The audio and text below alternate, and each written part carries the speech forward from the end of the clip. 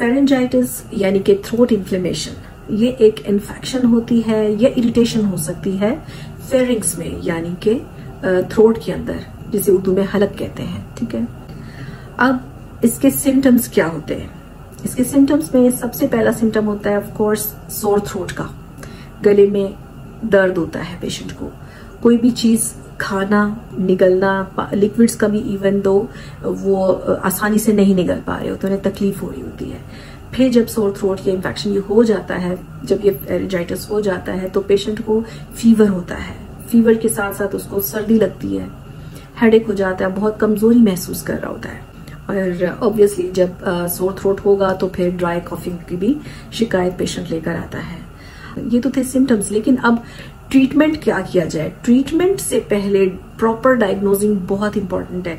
अगर proper diagnosing हो जाएगी तो patient with in 1 to 2 days recover कर जाता है। इसमें सबसे पहले एक डॉक्टर को ये देखना है कि पेशेंट आपके पास एक्यूट केस लेकर आया है या वो क्रॉनिक पेशेंट है फेरेंजाइटिस का। इसके बिहाइंड आखिर कॉजेज क्या हो सकती हैं?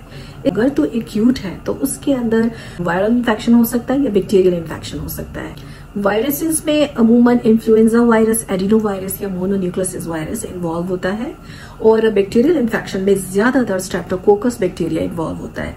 फिर मोरेक्सिला कैट्रालिस भी इसकी भी इन्वॉल्वमेंट देखी गई है, लेकिन अक्सर पेशतर स्ट्रेप्टोकोकस ही इन्वॉल्व होता है।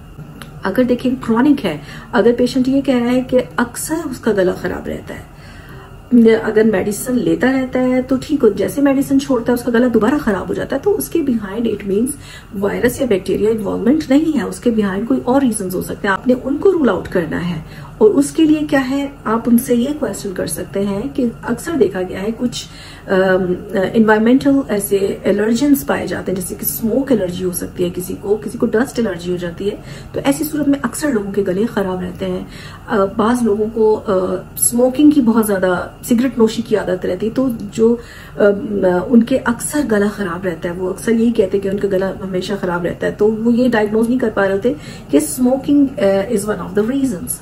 फिर बाज लोगों का एसिड रिफ्लक्स का भी प्रॉब्लम हो सकता है, क्योंकि ये एसिड जब गले में आता है तो आपका जो हलक है या थ्रोट है इसको इन्फ्लेम कर देता है।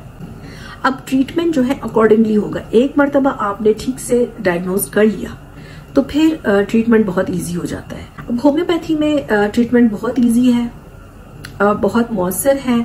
अगर तो वायरल इन्फेक्शन के साथ आपके पास पेशेंट आया तो सिंपली आपने उसको बेलाडोना, ब्राइटाकार्ब 1 mg की एक डोज देने के बाद बेलाडोना, ब्राइटाकार्ब, फाइटोलेकाडेक के 30 पोटेंसी में ये मेडिसिन 3 से 4 दिन के लिए मुसलसल लेंगे 3 to 4 टाइम्स। तो और साथ में वो कैलेंडोला क्यू के 15 ड्रॉप्स थोड़े से नीम गर्म पानी में डाल के उसके गार्गल्स भी करते रहे दिन में 2 से 3 बार।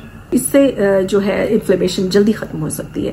अगर बैक्टीरिया इन्वॉल्व है तो आपने सबसे पहले उनको स्ट्रेप्टोकोकस 1 mg की एक डोज देनी है, देन आपने ब्राइटाकार्ब, बेलाडोना और सिलीशिया की भी 1 mg की एक डोज देने के बाद फाइटोलेका, बेलाडोना एंड ब्राइटाकार्ब की 30 की पोटेंसी में उनको ये मेडिसिन स्टार्ट करनी है 3 से 4 दिन के लिए, जिससे वो बिल्कुल प्रॉपर उनका ट्रीटमेंट हो जाएगा, वो बिल्कुल ठीक हो जाएंगे उनके गले।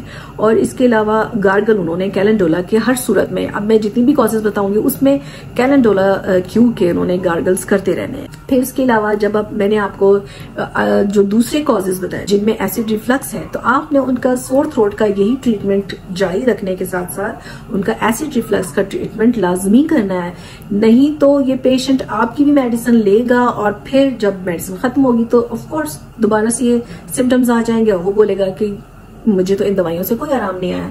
तो बेहतर यही है कि जो रूट कॉज है आप उसको खत्म करें। इसी तरह स्मोकिंग करते हैं तो उन्हें कहें कि अगर आपने पूरी जिंदगी स्मोकिंग करनी है तो फिर आपने पूरी जिंदगी आपके गला खराब रहेगा, क्योंकि आप सेंसिटिव हैं स्मोक से, आपको स्मोक एलर्जी है।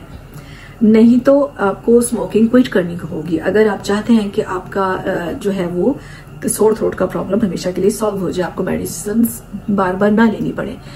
और अगर जिन लोगों को एलर्जीज का प्रॉब्लम रहता है तो उनको आप जो है मास्क वेयर करने का सजेशन दें। आप उनको कहें कि वो ज्यादा से ज्यादा अपना ख्याल रखें, कहीं डस्ट हो, स्मोक हो तो वो मास्क वेयर किया करें, और साथ में ये वाली मेडिसिन भी दें। और हमारी एलर्जीज के लिए बहुत अच्छी मेडिसिन हैं, जैसे कि आर्सेनिक एल्बम उनको 30 में आप स्टार्ट करवाएं तो एलर्जीज के भी इंशाल्लाह ये मसाइल खत्म हो जाएंगे।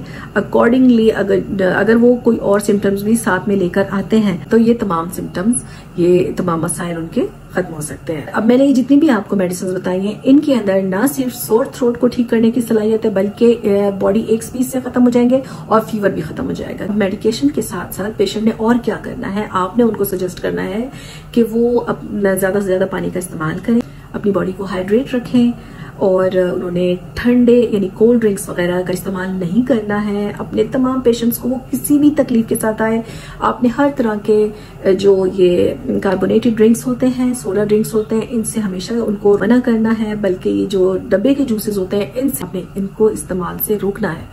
फिर आपने पेशेंट से ये कहना है कि जब फीवर हो, सोर थ्रोट का, फेरेंजाइटिस हो तो ज्यादा से ज्यादा रेस्ट करें, क्योंकि पेशेंट बहुत वीकनेस फील कर रहा होता है, उसको हेडेक होता है, बॉडी एक्स हो रहे होते हैं, सर्दी लग रही होती है। आराम करेगा तो जल्दी रिकवर करेगा।